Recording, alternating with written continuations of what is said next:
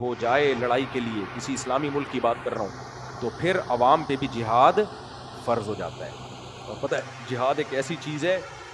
کہ جب فرض عین ہوتا ہے نا تو حکومت پر واجب ہوتا ہے کہ اگر فوج کمزور پڑ رہی ہے تو جتنے جوان ہیں ان کو بھی لتر لگا کے بھیجے وہ بارڈر پہ،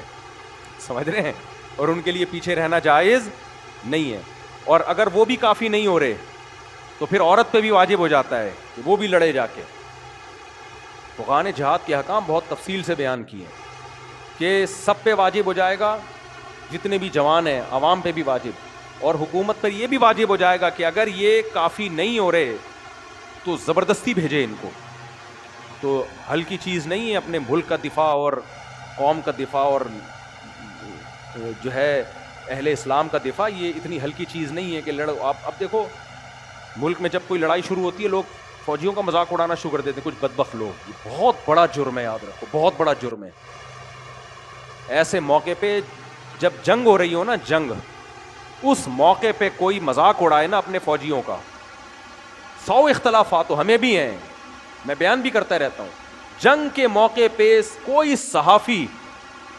صحافی ایسی بات کر رہا ہے جس سے نیگیٹیوٹی پھیل رہی ہے، سمجھ لو یہ ملک کا غدار ہے۔ ایسے میں تو حق بھی چھپا لیا جاتا ہے، حق بھی چھپا لیا جاتا ہے،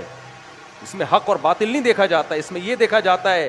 کہ کون سا ایسا کام ہے جس سے بارڈر میں لڑنے والے فوجیوں کے حوصلے پست ہوں گے۔ کوئی بھی ایسی بات کی جائے، ایسے میں حق بھی چھپا دیا جاتا ہے، اگر کسی کی غلطی ہے اس کو بھی پردہ ڈال دیا جائے گا۔ مثال کے طور پر کوئی کمانڈر میدان میں کھڑا ہوا فوجیوں کو حکم دے رہا ہے کہ آگے جاؤ، کوئی دوسرا آ کے بولتا ہے بھائی کمانڈر تو 2 نمبر آدمی ہے، یار اب کہنے کی کیا ضرورت ہے؟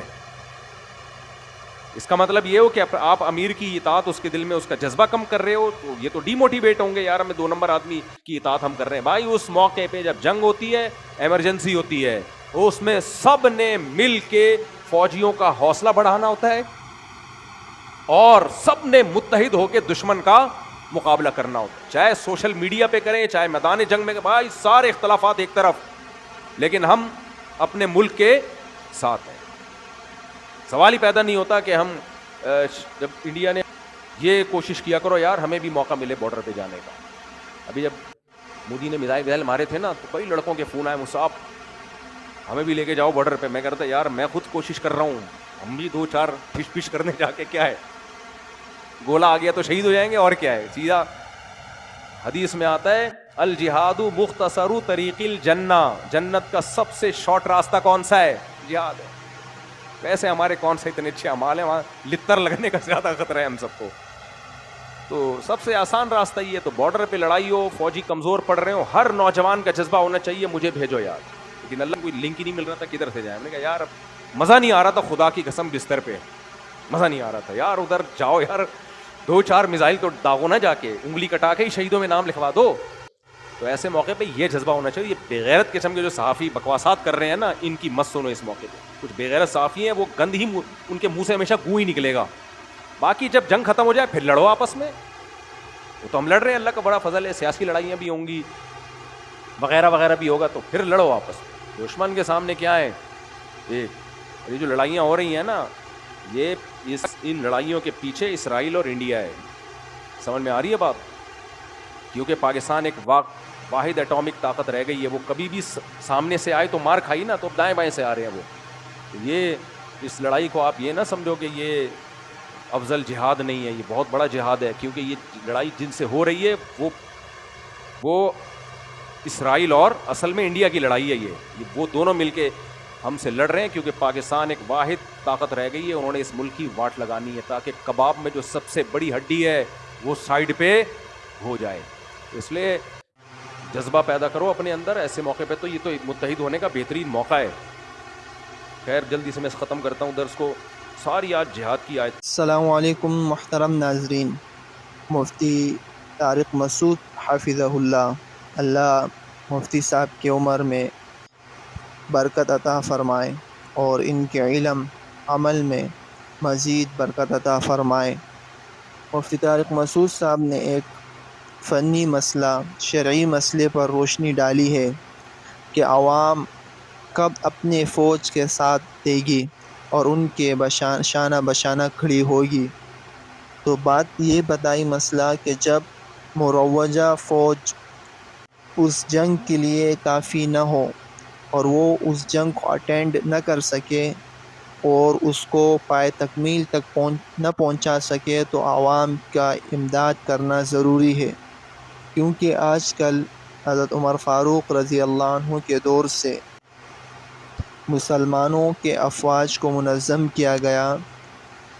اور ان کو الگ محکمہ بنایا، تو تاحال فوج کا الگ محکمہ ہے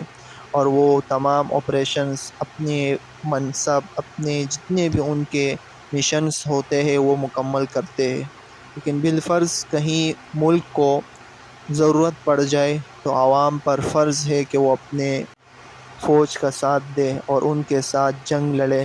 اور اپنے وطن اور اپنے اسلام، اپنے دین، اپنے مذہب، اپنے شعائر اور اپنے تہذیب کی حفاظت کرے۔ تو آیا یہ بات کہ اب پاکستان اور افغانستان کا جو جنگ ہے اس میں عوام کس کے ساتھ دے اور کس کا ساتھ نہ دے؟ تو ظاہری بات ہے کہ ہم پاکستان کے افواج کا ہی ساتھ دیں گے، اور لیکن یہ نہیں چاہتے کہ ان دو مسلمان برادر ملکوں کے درمیان جنگ ہو جائے اور جنگ چھڑ جائے، اور جنگ جو چھڑی ہوئی ہے اس کو مزید آگے بڑھا دیا جائے۔ یہ نہیں چاہیے اور نہ ہی اس کی ضرورت ہے، بلکہ یہ مسلمان برادر ملک ہے، دونوں مسلمان ہمسایہ ملک ہے، اس میں صلح سے کام لیا جائے، بات چیت سے کام لی جائے تاکہ ان کا بھی نقصان نہ ہو اور اپنا بھی نقصان نہ ہو۔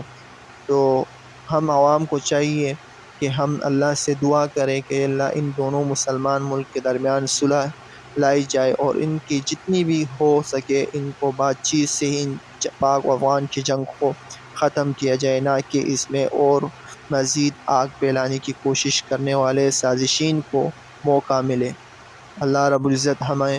اور ہمارے ہمسایہ ملکوں کے درمیان صلح محبت سے رہنے کی توفیق عطا فرمائے۔